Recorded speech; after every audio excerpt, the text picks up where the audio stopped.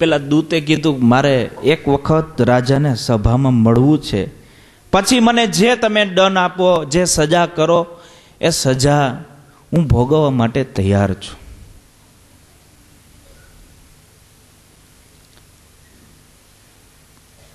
પેલો દૂત ગયો.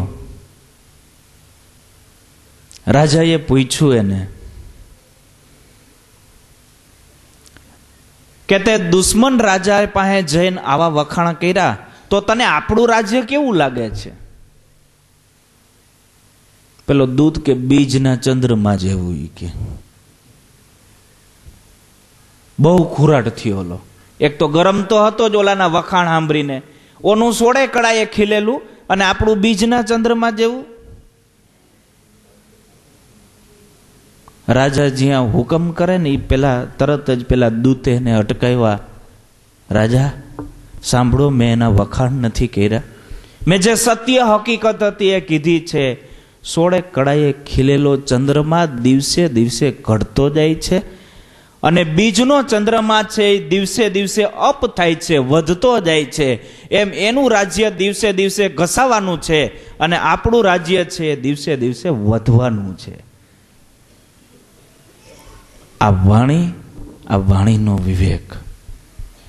કહેવાનું એ છે કે આ વાત તો એક લૌકિક છે, પરંતુ જો ભગવાનના ભક્તનો આટલો ગુણ આવી ગયો, જીવની અંદર જો આટલો ગુણ ભગવાનના ભક્તનો આવ્યો, તો એને બીજું એક સાધન કરવાનું રહે નહીં.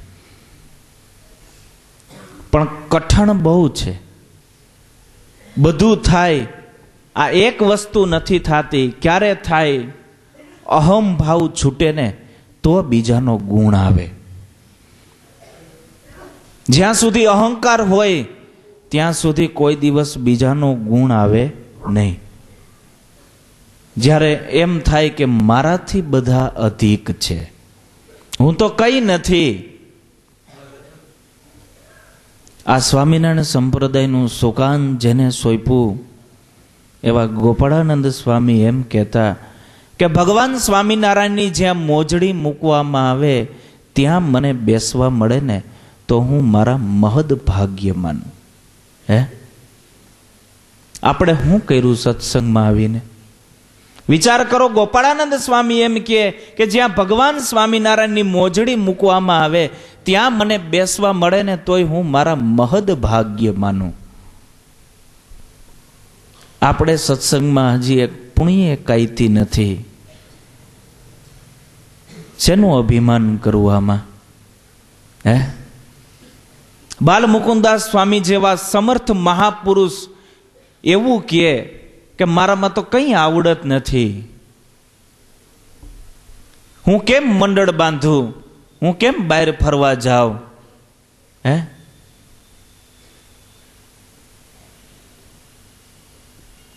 આ વાત સમજાવી બહુ મુશ્કેલ છે. જો આવો મહિમા ભગવાનના ભક્તોનો સમજાઈ જાય તો રણછોડભાઈ કે એની જેમ બીજું કંઈ ખબર હોય કે ના હોય, પેલા ફકીરને ક્યાં ખબર હતી કે આ ગુણાતીતાનંદ સ્વામી કોઈ એવા સમર્થ મહાપુરુષ છે? હે,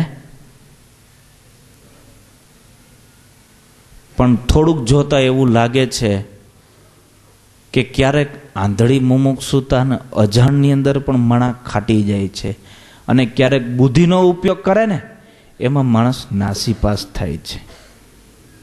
જાજી બુદ્ધિ છે એ પણ નકામી છે. પણ કેવી બુદ્ધિ? દૂષિત બુદ્ધિ.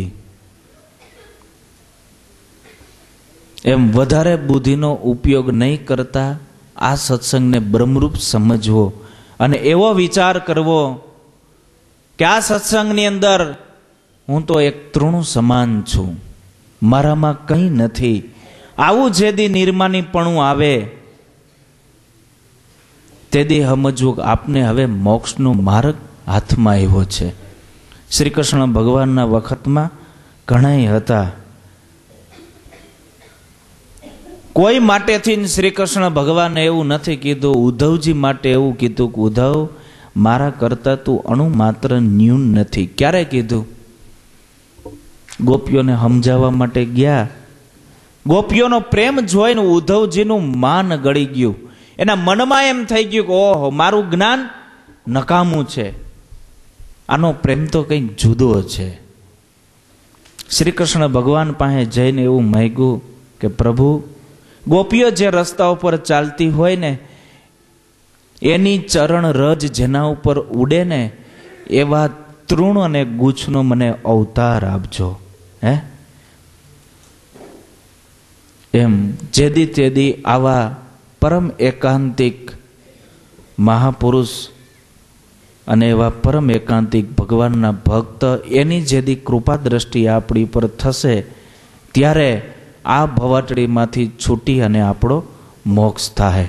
બોલો સ્વામિનારાયણ ભગવાનની જય.